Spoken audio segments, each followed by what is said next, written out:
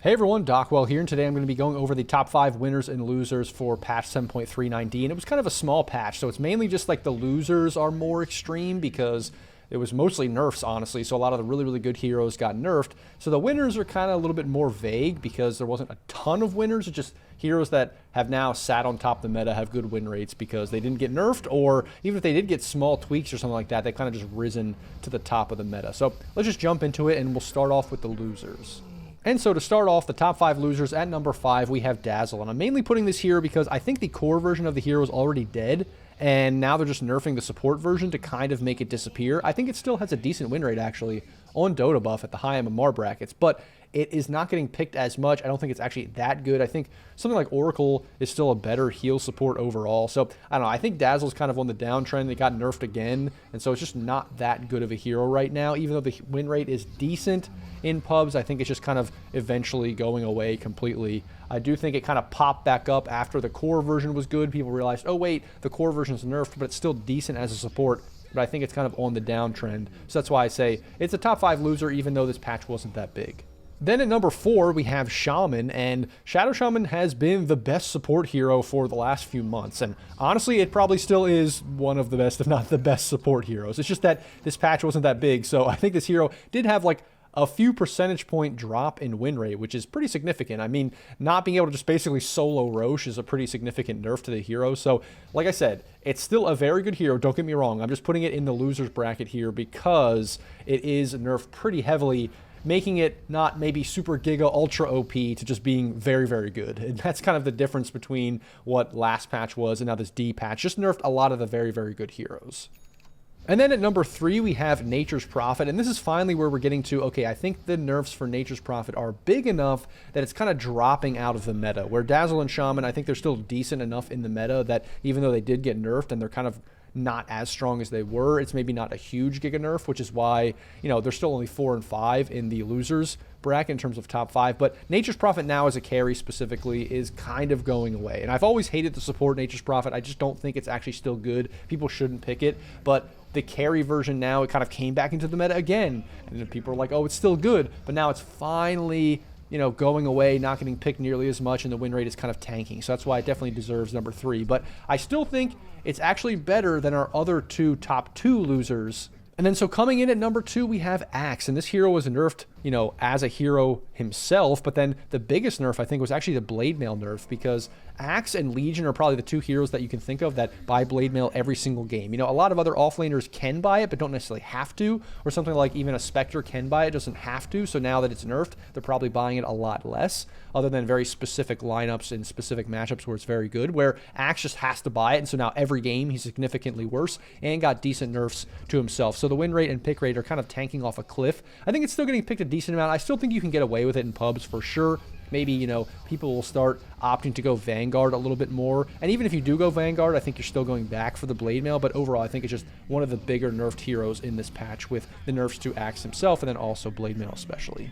And then finally, the number 1 loser in this patch has to be Shadow Fiend. I think this hero is just terrible now. Like, I was a little bit suspect of it even coming back to be a carry, because I'm like, what? Why is this suddenly so popular and people are picking it again as a carry? Like, to me, it didn't really make much sense because I didn't think the buffs or whatever were warranted. I think it was one of those things that people realized that actually didn't get as nerfed as it necessarily, you know, they thought it did a couple years ago or a year ago or whenever it was really good as a carry. I think it was still decent, and people just realized that, oh, this is still actually a decent hero, and ranged carries are pretty good. But now, because they nerfed it pretty hard too in this patch, so it's pretty much dead. I think it like fell off a cliff. I think the win rate is like below 45%, and it's still getting picked a decent amount, I guess, but I think even then it's just kind of like trailing off from the last couple weeks, and people are slowly realizing, wait, this hero actually sucks, and we're not picking it as a carry anymore. So those are the losers, and I think those losers are pretty straightforward. I think Shaman, NP, Axe, SF, those are all, you know, significant losers in this patch, even if Shaman is still pretty decent. I think number 5 with Dazzle, you could switch it out for another hero. Let me know what you think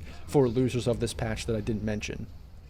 And then getting to the top 5 winners, at number 5 we have Sand King, and that's because I think the Sand King buff was probably one of the bigger ones in this patch, but unfortunately Sand King's win rate is still very bad. It's getting picked a little bit. I'm just saying it's a top 5 winner because really this patch doesn't have very many winners. I just think I'm putting Sand King in there because I'm like, you know what?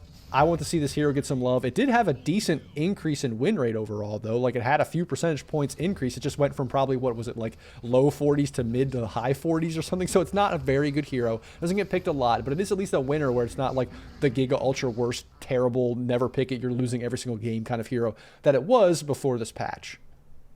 And then at number 4, we have Earthshaker, and this hero didn't get touched in the last patch, which is kind of interesting that a hero that didn't get touched can be in my top 5 winners, but it's just because it was such a small patch and it was only nerfs, really. I mean, there was a couple buffs, like to Sand King, but the hero's so bad that it's just like one of those things where Earthshaker was already a very good hero, and now not getting touched and everything else getting nerfed, even if it was small nerfs, allows this hero to elevate up to already be a very good support, and now pretty much a great support. Probably one of the best 4 positions, if not the best 4 position in the game right now, and I still think it's very good as a mid overall as well. I think it's a decent mid. It does have bad matchups mid sometimes for the lane, and then some games it can feel underwhelming, but sometimes it can feel insanely good and very hard to deal with like flying around the map with Ags. Although if you look on Dota 2 Pro Tracker, it's not really being built very much. Ags isn't really super popular right now, but I think in pubs you should still build Ags for the most part. I think it's a very good hero overall, not just support, but even as a mid. Then at number 3, we have Spirit Breaker, and this hero got buffed pretty significantly with the damage, so I think as a 3 and a 4, it is good just for trading, but more even as a core these days, you can pick it as a 3, and it can have a lot of success. And again, it's one of those heroes where it did get buffed, wasn't super big, but just enough that with all the other nerfs happening to a lot of heroes, that it makes this hero far and away one of the best winners of this patch. And the win rate has increased pretty significantly, and I think it's just a good hero overall, where like there were some other heroes that I didn't include on the list, like I think PA and stuff, because the hero got some win rate buff, but again, it's kind of like Sand King, where maybe I could have mentioned it during the Sand King segment, but like it's just not worth putting it there because it's such a bad hero, where Spirit Breaker is a pretty good hero right now as a 4 and a 3 especially. And I think the buffs allow it to be a better 3, and I do like when you have a Spirit Breaker 3 because then you're like guaranteed to get a lot of good items and have insane impact around the map. And then at number 2, I was kind of debating putting this hero on at all, but then I was just looking at the stats and just looking at, you know, the reality of the situation, and Jug just has to be on here. And actually, it is one of the biggest winners because it wasn't touched at all in this patch. I feel like every patch they nerf Jug, even though I've always felt like it's not that good of a hero. But I guess in pubs, it's just absolutely stomping. If you look at the win rates, it has a high win rate. And even on Dota 2 Pro Tracker, it's getting picked a ton and has an insane win rate. So Jug just has to be a winner in this patch, and one of the best winners because it's fairly good overall. The stats are saying that. And a lot of the other heroes like Ursa and stuff that were really good in the carry position, you know, Nature's Prophet, Shadow Fiend, all those heroes are getting nerfed or were nerfed in this last patch. And honestly, some of those heroes were the biggest nerfed. So Jug has just gone to the top of the list because he didn't get touched and is a very good hero right now.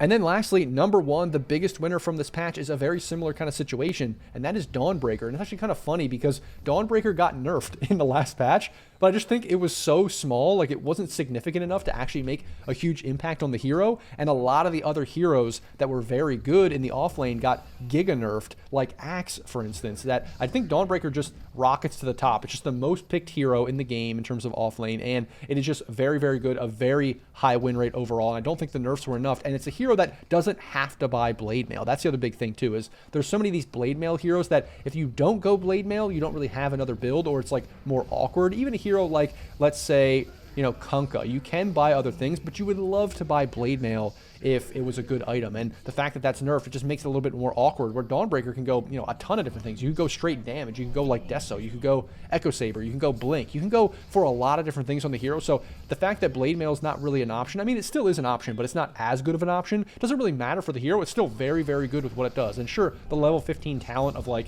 you know, 15 seconds more cooldown for your ult or whatever, it's like, that doesn't really matter. Like 15 seconds is significant, don't get me wrong, but like whatever, you just need to wait a little bit before you're able to be on the other side of the map from your team to gank. Like that's all it really matters at level 15. So I don't think that nerf is significant enough combined with the Blade Mail to actually make this hero that bad. And it is a very, very good hero. The stats just say it, and I think it's one of the best offlaners right now, especially because so many of the other ones got nerfed.